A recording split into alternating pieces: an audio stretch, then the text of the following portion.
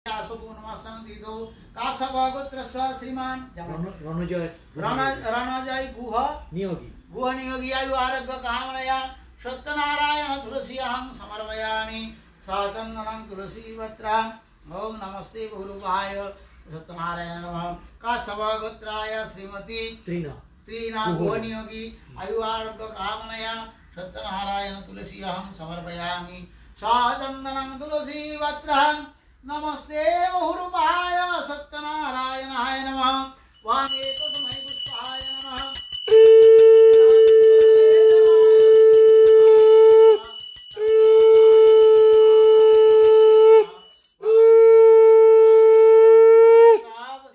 देवाय श्री विष्णवे नमः संप्रदानाय सत्यनारायणाय नमः ओम वामे तस्मै दीपाय नमः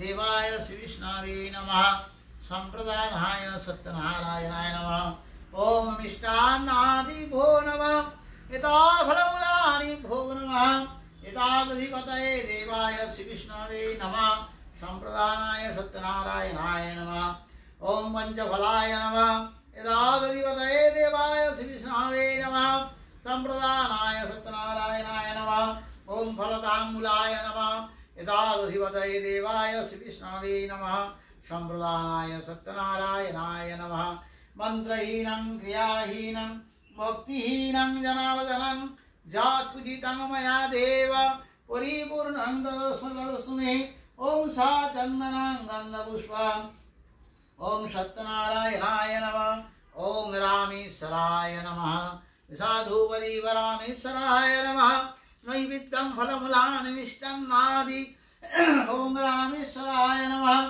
धूपदीप रामेश्वराय नमः नैवेद्यं रामेश्वराय नमः परार्धं रामेश्वराय नमः इदेवं ग्रह नारायणं नमस्कृतं नरं चैव नरोत्तमं देवीं सरस्वतीं चैव ततो जयमुदीरये ओम नमो कृष्णाय वासुदेवाय हरये परमात्मने प्रणतक्लेशनाशाय गोविंदाय नमो नमः ओम रामेश्वराय नमः इति गन्धपुष्पे नमः ओम गृहलक्ष्मी देव्यै नमः साधुपदीप गृहलक्ष्मी देव्यै नमः ओम नैवेद्यं गृहलक्ष्मी देव्यै नमः परार्धं गृहलक्ष्मी देव्यै नमः इति गन्धपुष्पे नमः ओम नारद ऋषये नमः साधुपदीप नारद ऋषये नमः इति गन्धपुष्पे नमः ओम सुतब्रह्मणाय नमः साधुपदी वसुतब्रह्मणाय नमः नैवेद्यं सुतब्रह्मणाय नमः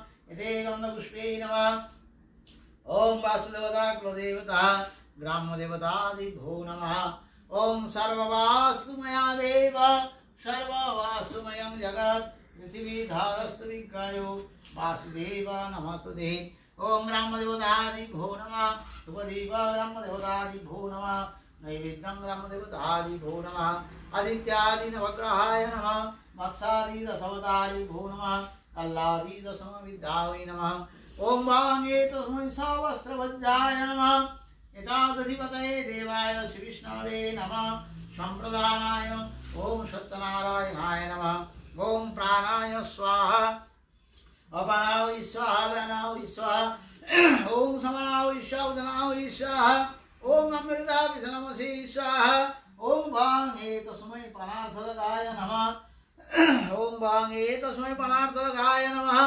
एतादधिपतये देवाय श्री विष्णवे नमः संप्रदानाय सत्यनारायणाय नमः मंत्रहीनं क्रियाहीनं भक्तिहीनं जनार्दनं जात्पूजितं मया देव परिपूर्णं ददस्तु मे ओम रामेश्वराय नमः सत्यनारायणाय नमः जय जगन्नाथाय नमः ओम महाप्रभु नमः हरे कृष्णा कृष्णा कृष्णा हरे हरे हरे राम राम राम हरे हरे। कृष्णाय वसुदेवाय हरे परमात्मने प्रणतक्लेशनाशाय गोविन्दाय नमो नमः। हे कृष्णा करुणा सिन्धो दीनबन्धो जगत्पते गोपेश गोपिकाकन्द राधाकान्द नमस्तुते। नमस्ते विश्वरूपाय शङ्खचक्रधराय च पद्मनाभाय देवाय ऋषिकापतये नमः। अनन्तस्वरूपाय त्रिगुणात्मविभासिने साचन्दनं पुष्पाञ्जलिं सत्यनारायणाय नमः। हरे कृष्ण हरे कृष्ण हरे कृष्ण हरे कृष्ण हरे कृष्ण कृष्ण कृष्ण हरे हरे हरे राम राम राम हरे हरे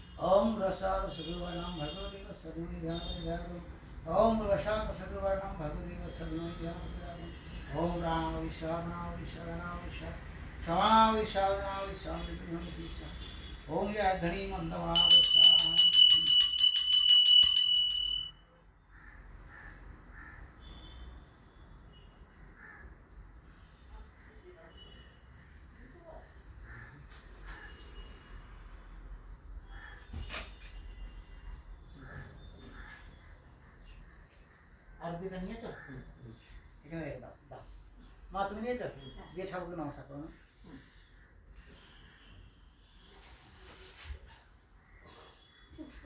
হ্যাঁ তো পুষ্পাঞ্জলি দেবে ঠাকুরের কথাটা শুনতে হবে তারপর পুষ্পাঞ্জলি ঠিক আছে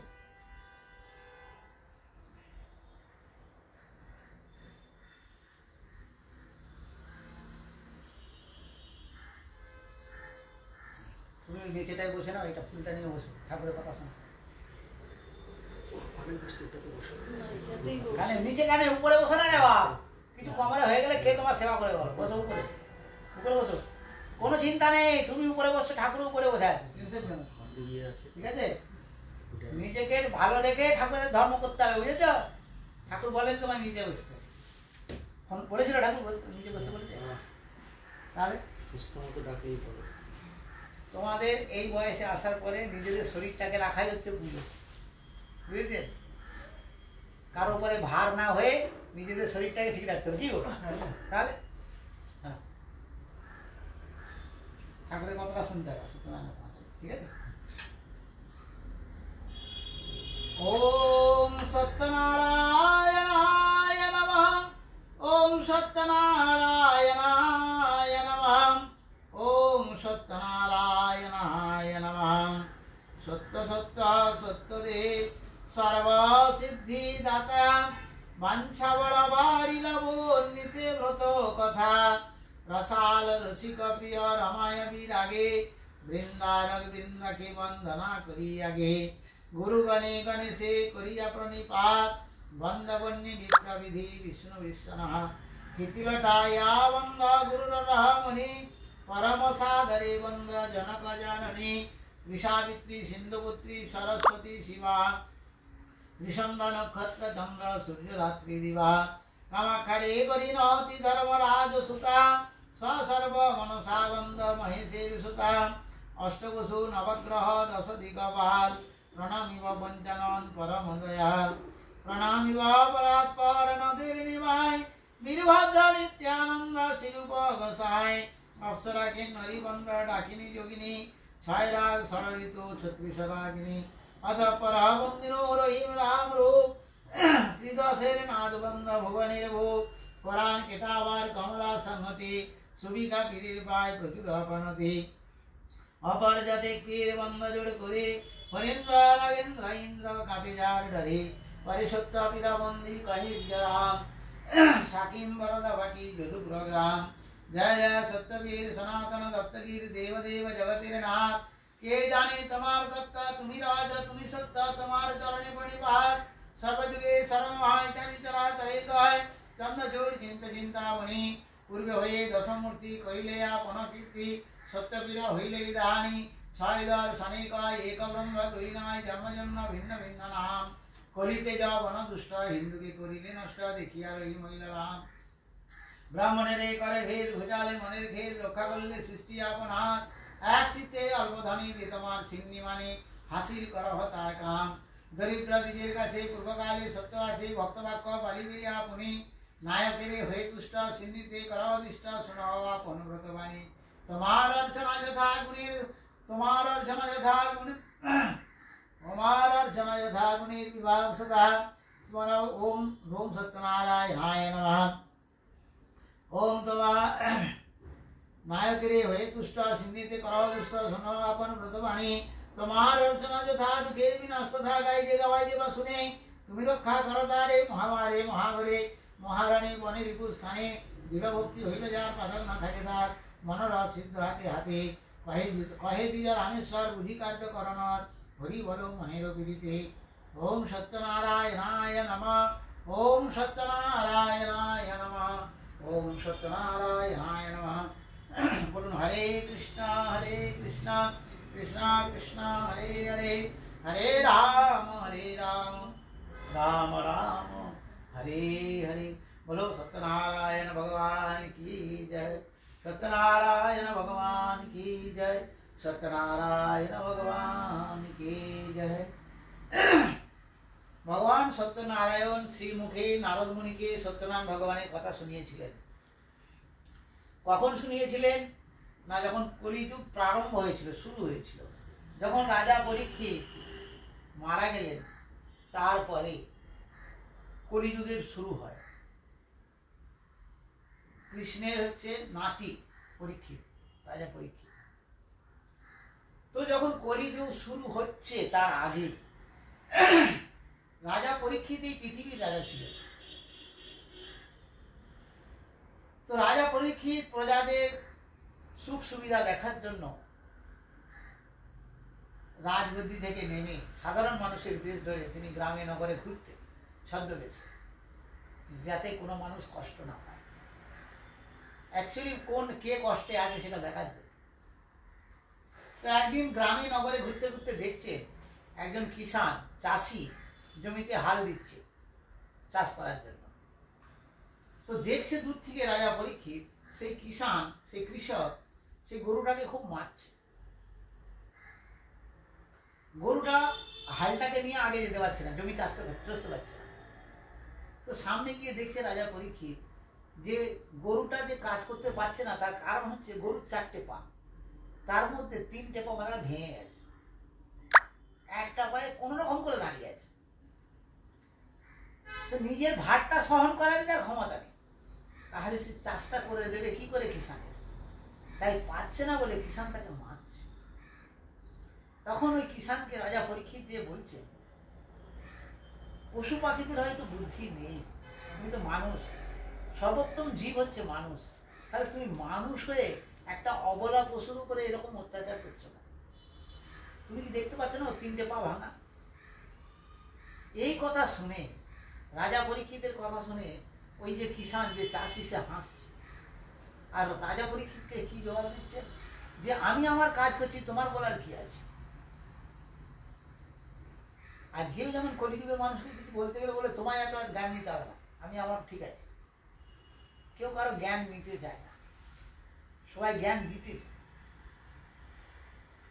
তাই বলছে রাজা পরীক্ষিতকে ওই কিষান, বলে আমি যা করছি করছি, তোমার বলার কি আছে? আজকাল মানুষ কথা বলে অধিকারের কথা বলে, সব জায়গায় কি অধিকার চলে? তাই রাজা পরীক্ষিত বলছেন, কিসের অধিকার দেখাচ্ছ? যদি সব থেকে দুনিয়াতে বেশি কারো অধিকার আছে সেটা হচ্ছে আমার। কেন? আমি এই পৃথিবীর রাজা, আমার দায়িত্ব কোনো পশু পাখি মানুষ যেন কেউ কষ্ট না পায় আমার রাজত্বে। আর তোমাকে আমি মানা করা সত্ত্বেও তুমি আমাকেই শোনাচ্ছ, আমি যা খুশি করবো, তোমার বলার কি? আমাকে আমার দণ্ড দেওয়ার অধিকার আছে, আমি রাজা। তোমার এখনই দণ্ড হবে, কি না তোমাকে আমি প্রাণ দণ্ড দেব। কেন প্রাণ দণ্ড দেবে? না একটা অবলা পশুকে অনাচার অত্যাচারে তুমি তাকে মারছ, তার ক্ষমতা নেই কাজ করার, তবু তাকে তুমি পীড়া দিচ্ছ। যেমন একটা বৃদ্ধ মানুষ যখন রিটায়ার লাইফ থাকে তখন তো আর ইনকাম করতে পারে না, তখন তার ছেলেমেয়েরা কি বলে, চুপচাপ ওখানে বসে থাকো, আমাদের মতো আমরা চলবো। তখন সে মনে মনে ভাবে, সারা জীবনের যে যোগ্য করে আমি সংসারটাকে পালন করলাম, সেই সংসার আজকে আমাদের দাম দেয় না। তার মনের মধ্যে খাবার থেকেও নিজের ওই যে কথাটাকে হজম করতে পারে না, কথাতেই পেট ভরে যায়। তাই সংসারে যদি তেমন মানুষকে যদি দিতে না পারো, ম্যানারটা অন্তত মেনটেন। তাই রাজা পরীক্ষিত বলছেন, দণ্ড দেওয়ার অধিকার আমার আছে। তুমি অবলা পশু, সে বলতে পারে না, তুমি তাকে অত্যাচার করছো, তোমার এটা অধিকার না। সার যদি সামর্থ্য থাকতো, সে ইচ্ছে করে শুয়ে পড়তো, কাজ করতো না, তখন তুমি মারতে পারতে, কিন্তু তার 3টে পা ভাঙা, করতে পারছে না। আমি রাজা পরীক্ষিত, তখন তোমাকে আমি দণ্ড দেবো, তোমার প্রাণদণ্ড হবে। কথা শোনার সঙ্গে সঙ্গে তখন হাত জোর করে বসছে রাজা পরীক্ষিতকে ওই কিষান, যে আমার ভুল হয়ে গেছে, আমায় মাফ করে। তার মানে মানুষ কার কাছে ভুল স্বীকার করে? যেখানে দেখে এখানে আমাকে ফটকা পড়বে, এখানে আমাকে পানিশমেন্ট হবে, সেখানে গিয়েই হাত জোর করে, বাকি জায়গায় করে না, রবাব দেখায়। মন্দিরে যাচ্ছে ঠাকুরের আশীর্বাদ দিতে, সেখানেও যদি কারোর সঙ্গে কারো কেউ টাচ হয়ে যাচ্ছে, সেখানে চপ্পল দিয়ে হাত দিয়ে মারছে। তার মানে যে ভগবান, যার কাছে কোনো ভেদ বিভেদ নেই, তার কাছেই তুমি কৃপা নেবার জন্য যাচ্ছ, অথচ ভগবানের সন্তান সকলে, একটা মানুষকে তুমি অকথ্য কথায় কথা বলছো, সেটাও কি ভগবান স্বীকার করবে? তাই কৃপা নেবার পাত্রতা সবার কাছে নেই, কৃপা দেবার পাত্রতা হামেশা বিদ্যমান আছেন। সূর্যের প্রকাশ যেমন ভেদাভেদ করে না, ভগবানের আশীর্বাদও ভেদাভেদ করে না, কিন্তু তোমার পাত্রতা কেমন সেই হিসেবে তুমি তার কৃপা পাবে। তাই ভগবান পরীক্ষিত বলছেন, তোমার শাস্তি হবে। যেই জেনেছে রাজা পরীক্ষিত আমার সামনে দাঁড়িয়ে আছেন, হাত জোর করে বলছেন, আমায় ক্ষমা করো, আমার ভুল হয়ে গেছে, বলে না, ক্ষমা করা যাবে না। তোমার এত বড় স্পর্ধা, তুমি একটা অবলা যন্ত্র করে এত অত্যাচার করো। আজকের মানুষ কি করছে? খালি জন্তু না, আজ মানুষও মানুষের উপর অত্যাচার করছে। একে বলে ঘোর কলিযুগ। পশু পাখি তো ছেড়ে দিন, মানুষও মানুষের উপর অত্যাচার করছে। বৃদ্ধ মা বাবাকে স্টেশনে ছেড়ে দিয়ে আসছে। আজকাল সোশ্যাল মিডিয়ার মধ্যে দেখা যায় অনেক কিছু। যে মা বাবা 4টে সন্তানকে মানুষ করেছে, সেই 4টে সন্তান মিলে মা বাবাকে খেতে দিতে পারছে না, তার রাস্তায় প্ল্যাটফর্মে ছেড়ে দিয়ে আসছে, এয়ারপোর্টের পাশে বসে দিয়ে চলে যাচ্ছে। তাহলে আমরা কত অ্যাডভান্স হয়ে গেছি যে নিজেদের জমিন, যার পেট থেকে তুমি হয়েছো, যে 9 মাস তোমায় রেখেছে, যে বাবা তার নিজের শখসাদ আল্লাহ বিসর্জন দিয়ে ছেলেপুলেকে বড় করেছে, আজকে তারাই যদি প্ল্যাটফর্মের বাইরে গিয়ে হাত পেতে ভিক্ষে করে, এর থেকে আর বড় অসম্মানের জিনিস কি হতে পারে? তাই কি বলছেন রাজা পরীক্ষিতের কাছে ওই কিষান বলছেন, আমায় মাফ করো, আমার ভুল হয়ে গেছে। তুমি কে? রাজা পরীক্ষিত জিজ্ঞাসা করছেন। বলে, আমি কিষান নই। তাহলে কিষান না হয়েও কিষানি করছে, তাহলে তুমি কে? না, আমার নাম কলি, আমার যুগ আসবে সেই জন্য আমি আগে ভাগে এসেছি। কেন? তোমার তখন সময় নাই, তুমি এসছো কেন? যাও এখান থেকে। বলে, পরিবর্তনশীল জগৎ, কাল কারোর জন্য রুকে থাকে না, সময় কারোর জন্য থেমে থাকে না। তাই আমার সময় আসবে, সেই জন্য আমায় পাঠিয়েছে, দয়া করে আমাকে তোমার রাজত্বে থাকতে দাও। তখন রাজা তাকে বললেন, তোমাকে তো সাধারণ মানুষের ঘরে রাখা যাবে না, যেখানে প্রথম থেকেই ভগবান মানুষের গুনাহ, মানুষের অপরাধকে ক্ষমা করে দেন ভগবান, সেই জায়গায় যাও। কোথায় মানুষের ভগবান ক্ষমা করে দেন অপরাধ? যে পেটের জন্য, ছেলেপুলেকে মানুষ করার জন্য বেশ্যাবৃত্তি করে নিজের শরীর বিক্রি করেও সংসার চালান, সেই বৃত্তিকে, সেই কর্মকে ভগবান পাপ বলে ধরেন না। যে স্বর্ণ অলঙ্কার বানায়, শুধু সোনার মধ্যে অলঙ্কার বানানো যায় না, সেখানে মিক্সিং করতে হয়, সেইখানে যে কর্ম করে সেই কর্মটাকে ভগবান পাপ ধরেন না। যারা মাদক দ্রব্য বিক্রি করে, যে মাদক দ্রব্য উৎপন্ন করে, ভগবান তাকে পাপ গুনে না। যারা মদ খায় তাদেরকে পাপই গুনে।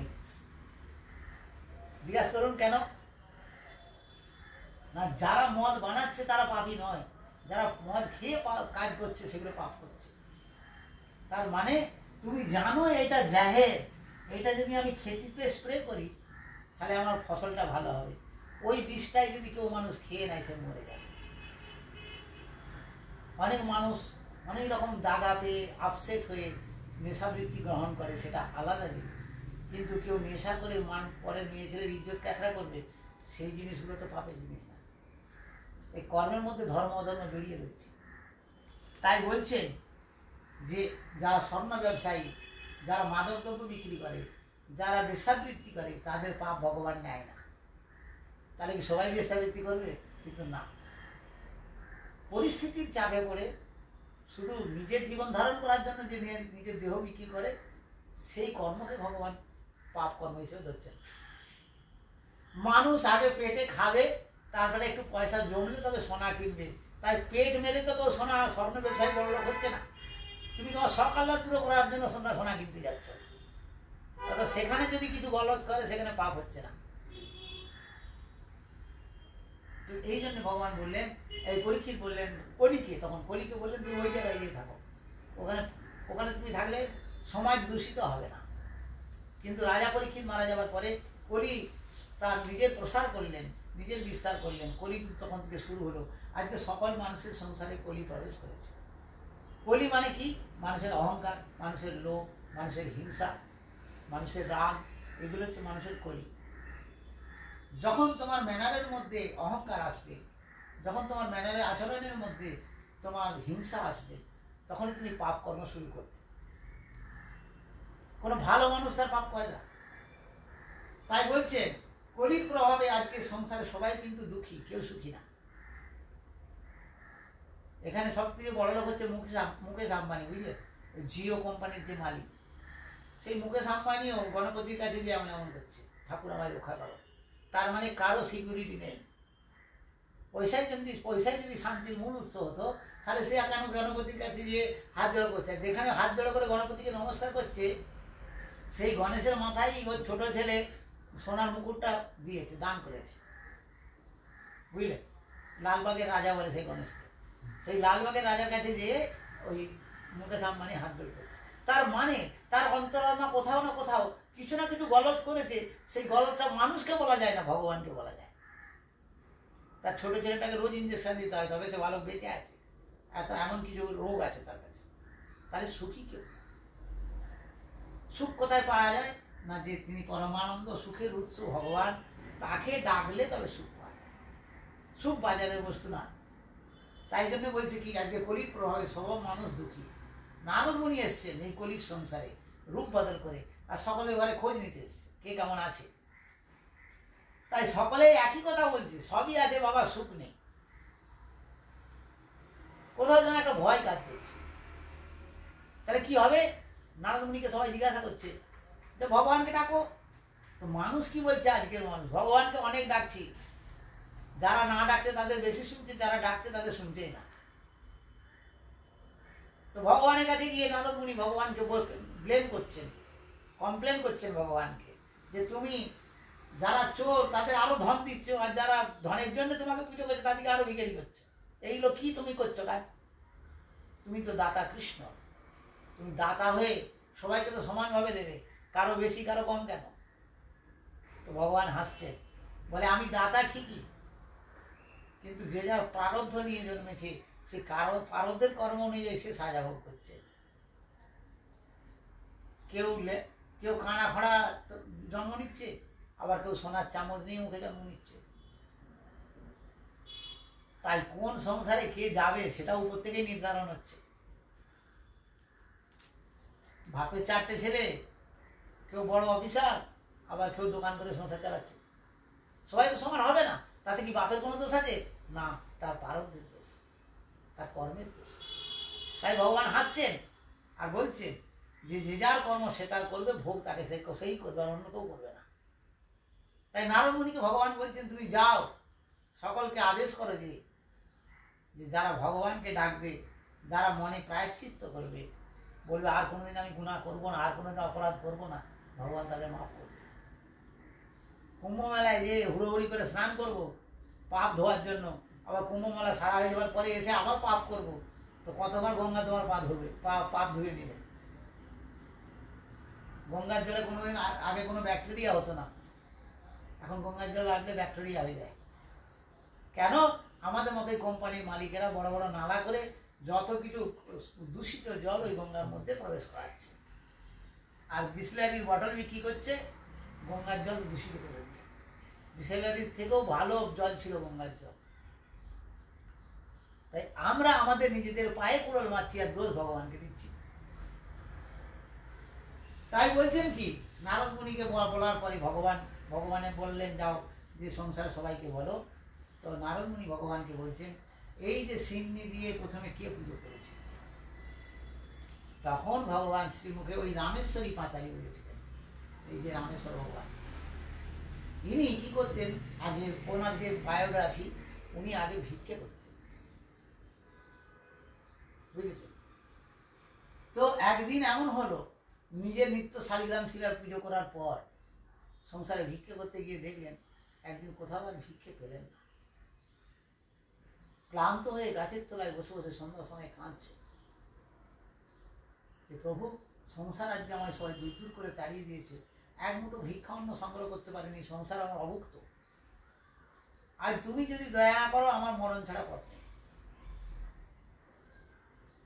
তাই ওই রামেশ্বর ব্রাহ্মণ যখন গাছের তলায় বসে বসে কাঁদছেন, ভগবান তখন আর থাকতে পারলেন না।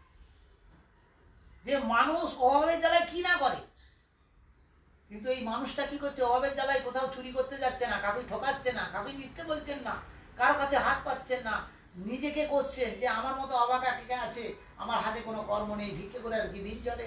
আজকে ভগবান তুমি যদি রক্ষা না করো, আর কে করবে? আজকে মানুষের অভাবে কি না মানুষ কি করে? ঝুট বলে, মিথ্যে বলে মানুষের কাছে পয়সা ইনকাম করে, মানুষের চুরি করে নেয়, মানুষের ঘরে অশান্তি লাগিয়ে পয়সা ইনকাম করে। কিন্তু উনি কি করলেন? গাছের তলায় বসে ভগবানকে ডাকছেন। প্রভু তুমি না করিলে দয়া, কে করিলে দয়া, তুমি দয়া করো, আর আমার কোনো রাস্তা নেই। তখন ভগবান এলেন ওই গাছের তলায়, কিন্তু ভগবান ভগবান সেজে আসলেন না, ভগবান একটা ফকির সেজে এলেন। এসে বলছে, বেটা সন্ধ্যার সময় হয়ে গেছে, তুমি গাছের তলায় বসে বসে কাঁদছো, ব্রাহ্মণ মানুষ, তোমার কি ঘর দোর নেই, তুমি এখানে কেন? চোখ তুলে দেখছে একজন ফকির এসে তার হালচাল জিজ্ঞাসা করছে। ফকিরকে বলছেন রামেশ্বর ঠাকুর, বাবু তোমাকে বলে আমার কি লাভ, তুমি আমার কি উপকার করবে? যাদের দেবার মতো সামর্থ্য ছিল তারা তো কেউ একটা ভিক্ষে দেয়, একটা চালের দানা পর্যন্ত দিল না, তোমরা কি, তুমি আমার কি করবে? আর যদি তুমি কিছু উপকারও করো, তোমারও উপকার আমি নিতে পারবো না। কেন না, তুমি তুমি ফকির, তুমি হচ্ছে মুসলমান ফকির, আমি হিন্দু সনাতন ধর্মের ব্রাহ্মণ। ব্রাহ্মণ তার কাছেই দান নেয় যারা সনাতন হিন্দু ধর্মের লোক, তাদের কাছেই দান নেয়, কোনো বিধর্মী মুসলমানের ঘরে সে ভিক্ষে করতে যায় না।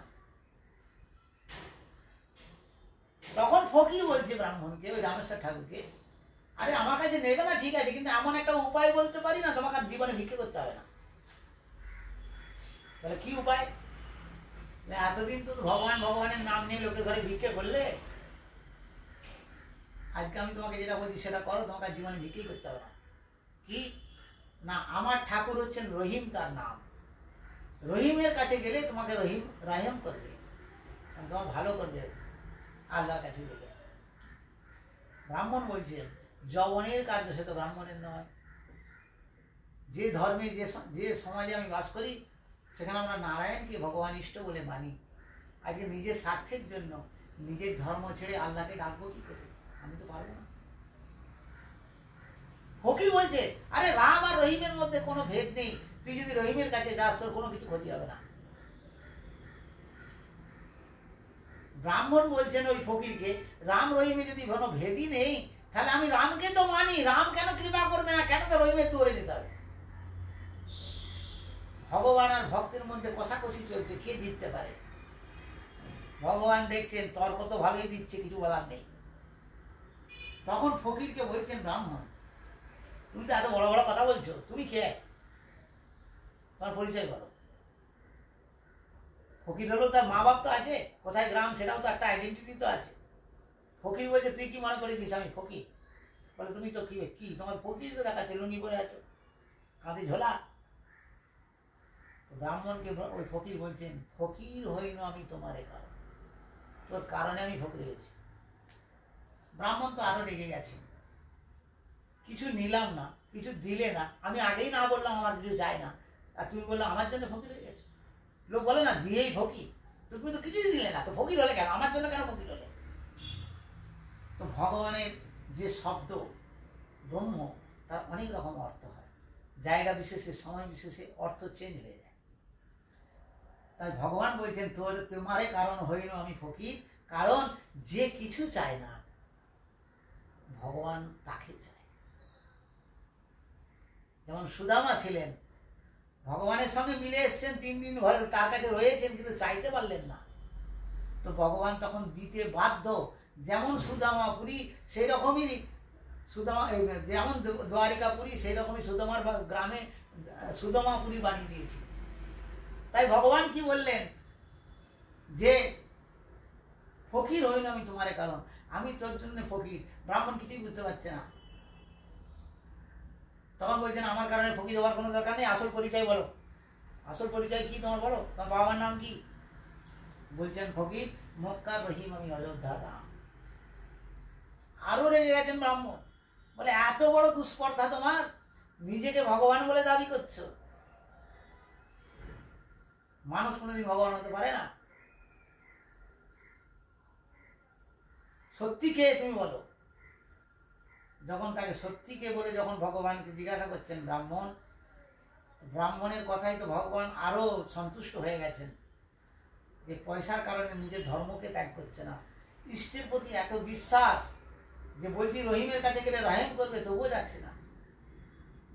তাই ভক্তের কারণে হরি চতুর্ভুজ রূপ ধরি, ভগবান 2 হাত নিয়ে ফকির সেজে এসেছিলেন, আর ভক্তের কারণে ভগবান কি করলেন, চতুর্ভুজি রূপ ধারণ করে ব্রাহ্মণকে গাছের তলায় দর্শন দিচ্ছেন, ওই রামেশ্বর ঠাকুর। যখন মানুষ ভগবানের দর্শন পায় সেই ভগবানের ঔরাতে, ভগবানের কারণে সেই মানুষের মধ্যে দেবত্ব আসে। সেই দেবত্বর কারণে আজ রামেশ্বর ঠাকুর ঘরে ঘরে পূজিত হয়। রামেশ্বর সত্যনারায়ণ দেব তিনিই সকলকে বলেছিলেন যে ভগবান আছে, তাকে যদি তুমি মানো তোমার গরিবী দূর করবে। সেই রামেশ্বর ঠাকুর তখন ভগবানকে জিজ্ঞাসা করলেন, এখন কার কাছে যাবো বলো? তুমি তো দর্শন দিয়েছো, ভগবানের দর্শন পেয়ে গেছে, বলে তুই বাড়ি ফিরে যা, দিয়ে তুই আমার পুজো কর, তোর গরিবী যাবে, তোর দারিদ্রতা যাবে, তোকে আর ভিক্ষে করতে হবে না। ঠিক আছে। যে মানুষটা নিত্য ভিক্ষা করছিলেন ভগবানকে বললেন আমি তোমার পুজো দেব। বাড়ি ফিরে গেলেন খালি ঝোলাটা নিয়ে, যে তার স্ত্রীকে বলছেন, রামেশ্বর ঠাকুরের স্ত্রীকে বলছেন রামেশ্বর ঠাকুর, যে দেখ আজকে আমি একটা কাজ বাড়িয়ে এসেছি। কি? এতদিন ভিক্ষে করছিলাম, ভিক্ষে নিয়ে এসেছিলাম, আজকে কোথাও ভিক্ষেও পেলাম না, উল্টে ভগবানের দর্শন হয়েছে। ভগবান বলছে যে তুই আমার পুজো কত গরিবী যাবে, আমি ঠাকুরকে বড় মুখ করে বলে দিয়েছি আমি পুজো করি। তো রামেশ্বর ঠাকুরের যে সহধর্মিনী ছিলেন, স্ত্রী ছিলেন, তিনি কিন্তু একটুও বিরক্ত বোধ করলেন না, যে ছেলেপুলে সংসার অভুক্ত, তুমি ভিক্ষে করে কিছু নিয়ে আসতে পারলেন না, উল্টে কাজ বাড়িয়ে এসছো, এটা বললেন না। বললেন ঠিক আছে, ঠাকুরকে যখন কথা দিয়েছো তুমি সেই ঠাকুরের কথা আগে পূর্তি করো। কী করে করব? আজকে তো সবাই গালাগালি করলো, ঘাট ধাক্কা করে দাঁড়িয়ে দিল, ভিক্ষে দিল না, কি মুখ নিয়ে তাদের ঘরে আবার ভিক্ষে করতে যাবো? অথচ ভগবানকে বলে দিয়েছি পুজো করবো। পুজো করলে ধরো যে খরচাটা হবে সেই টাকা তো আমাকে দেবে। তখন নিজের স্ত্রী তার রামেশ্বর ঠাকুরকে বলছেন যে তুমি এতদিন এত অপমান সহ্য করছো নিজের সংসারের জন্য, একদিন নয় ভগবানের জন্য অপমান সহ্য করবে। তুমি কাল যাও, যা বিক্রি করে পাবে, কিচ্ছু বাড়ির জন্য আনার দরকার নেই, সেগুলো বাজারে বিক্রি করে ঠাকুরের ফল প্রসাদ সিমির জোগাড় সব কিনে নিয়ে আসো। স্ত্রীর কথা মতো তার পরের দিন আবার ভিক্ষে করে যা চাল পেলেন সেই চাল বাজারে বিক্রি করে প্রথম তিনি এই সত্যনারায়ণের পুজো করেছেন রামেশ্বর ঠাকুর। আর সকলে তখন জিজ্ঞাসা করছে এই ঠাকুর কি করে, কি উপকার হয়, প্রথম পুজো হচ্ছে না ওনার বাড়িতে। তখন ভগবানকে বলছেন, ভগবান বলেছেন আমার গরিবী দূর হবে, তাই আমি পুজো করছি। সবাই হাসছে, বলে এই লোকটা তো এমনি তো গরিব মানুষ, ভিক্ষে করে খায়, ওর মাথা পাগল হয়ে গেছে। যে ভগবানকে দর্শন পায় তার কি কোনোদিন আর গরিবী থাকে? তাই এ কোনো ভূত ফুত দেখেছে বলছে ভগবান দেখেছে। কেউ বিশ্বাস করছে না, বুঝলেন? কেউ আর এই প্রসাদ দিতে চাইছে না, সবাই টোন টিটকারি করছে, বলে যে গরিব থাকে সেই পুজো উহারে, আমাদের করার দরকার নেই।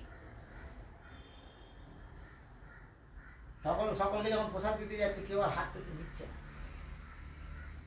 সেই সভার মধ্যে একজন বলছে পুজোর মধ্যে, যদি তোমার ঠাকুর এতই দয়ালু, যদি এখনই প্রমাণ দেয় যে গরিবী দূর হয়ে গেছে, তবে তোমার প্রসাদ নেবো। জানে ভগবান কারো উপরে এত মেহেরবান না যে সঙ্গে সঙ্গে কোনোদিন কৃপা হয়ে যাবে। কৃপা হবে না, আমরা পালিয়ে যাবো, আমাদের প্রসাদ দিতে হবে না। বলে কি কৃপা হওয়া দরকার ভগবানের? রামেশ্বর ঠাকুর বলছেন অন্য লোককে, বলে তোমার পাতার খুঁটি হোক দিব্য ঘর, তাহলে জানবো তুমি ভগবানকে ডাকছো, ভগবান তোমার উপরে কৃপা করেছে। পাতার খুঁটিটা একটা বিরাট দিব্য ঘর হয়ে যেতে হবে, তবে প্রসাদ নেবে সবাই। থ্রেট করছে লোকে সবাই। তখন ওই রামেশ্বর ঠাকুর আসনে বসে ভগবানের নারায়ণ সিংহাসনে বলেছিলেন যে ঠাকুর তুমি ভক্তের লাজ রক্ষা করো, তুমি এই সময় যদি আমায় কৃপা না করো তো ভগবানের প্রতি মানুষের বিশ্বাস উঠে যাবে। তখন যেই আসনে বসে তপ করে আবার ভগবানকে ডাকছে, তখন সেই ঘরেতেই দাও দাও করে আগুন লেগে গেছে। আগুন লেগে গিয়ে দুটুর করে পুড়ছে সব, পাতার কুটি ছিল না। ভয়ে যারা এসেছিল বাইরে গিয়ে দাঁড়িয়েছে, আর বাইরে থেকে কি দেখছে, রামেশ্বর ঠাকুরের যে ছেলে পুলে সংসার ছিল, অন্য আগুনের মধ্যে কেউ যেন নিয়ে তাদেরকে তুলে তুলে বাইরে গিয়ে রাখছে। আর রামেশ্বর যে বা ঠাকুর যে আসনের মধ্যে বসে আছে সেখানে তো আগুন তো জ্বলছে, রামেশ্বরের ঠাকুরের একটা চুলো পুড়ছে না, অথচ আগুন দাও দাও করে জ্বলছে। আর যখন পুরো আগুন দাও দাও করে জ্বলছে তখন দেখছে ওই আগুনের মধ্যে ভগবান সত্যনারায়ণ শঙ্খচক্র গদাপদ্ম ধরে মানুষকে দর্শন দিচ্ছে। তখন হাত জোর করে সবাই বলছে সত্যনারায়ণ ভগবান কি যায়। যেই বললেন আগুন নির্বাপিত হয়ে সেখানে দিব্য ঘর হয়ে গেল, সবাই হাত পেতে প্রসাদ করতে লাগলো। তখন তিনি ওই রামেশ্বর পাঁচালি তৈরি হলো এবং ভগবান রামেশ্বরের কারণে সত্যনারায়ণ ঠাকুর সবাই পুজো করতে লাগলেন। বলো সত্যনারায়ণ।